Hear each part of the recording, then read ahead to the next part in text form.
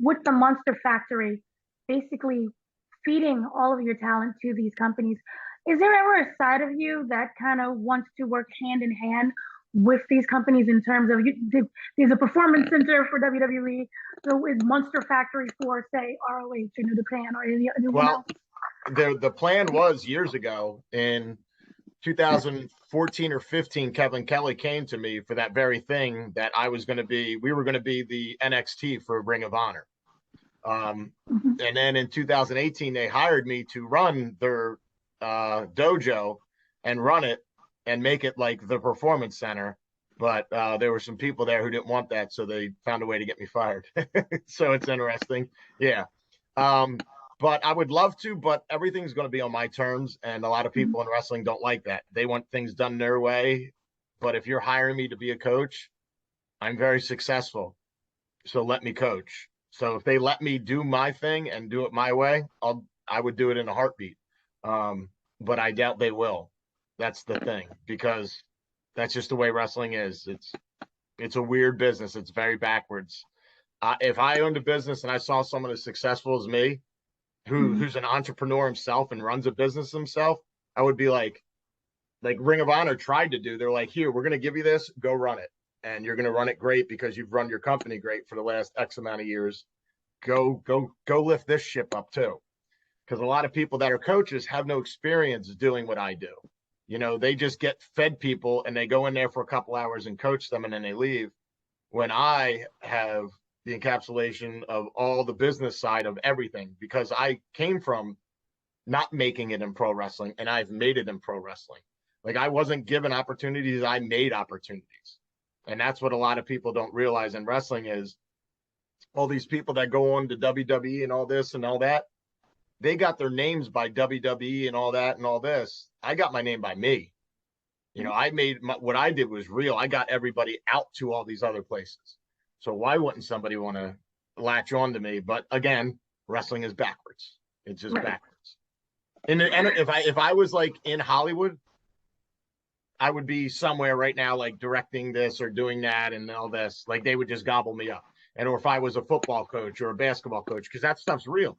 Mhm. Pro wrestling, they're just like now. The only people that know what we're doing is people that have been here when I've proven them wrong for the last decade. Is there a sense of animosity? Yes, absolutely. I have a huge chip on my shoulder. And here's why the chip is on my shoulder. When I was sending them people years and years ago, I contacted them and said, hey, I'd love to come up and head coach or get a guest coaching gig and just come by and check it out. And they're like, no, we don't do that. When they do, they didn't think I was good enough to do that. So they brought me in basically as a tourist and told me I could come down and visit. And then when I came down and visit, I had said, hey, I would like this to happen.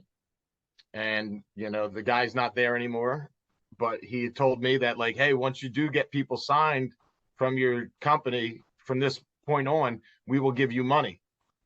And they still haven't paid me at all for any student I've ever sent there. So that's where the Mhm. animosity kicks in.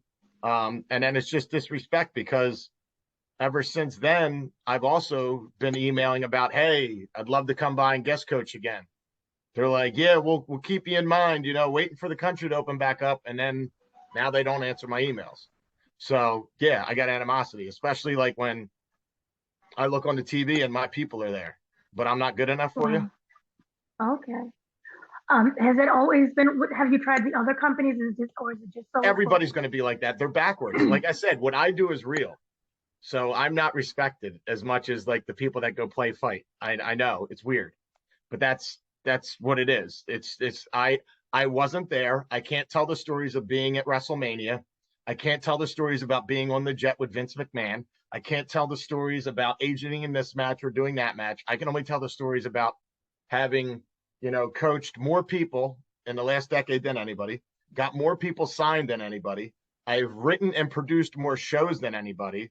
I've done everything, spent more hours training students than anybody, but that's not good enough because I didn't go to Madison Square Garden and wrestle there in 1989 or something. So again, that's why it's backwards. And there is a chip on my shoulder, but it's not going to make me like it doesn't fuel me. Like I was doing this no matter what. Right. But you know, I was a coach I've had the same thoughts that I have now about the way coaching should be in 2011, 12, 13, 14, 18, 20, 21, 22, 23. And it's never going to change.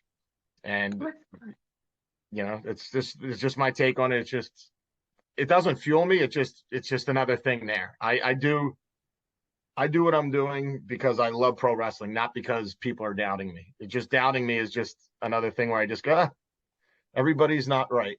Some people are Right. stupid. It's okay. It's the whole Ted Lasso thing. Be curious, not judgmental. Too many people are judgmental about what I do in wrestling as opposed to just sitting there and being like, why is he doing that? Oh, I see. Oh, wow. He's really, yeah, he's got a point.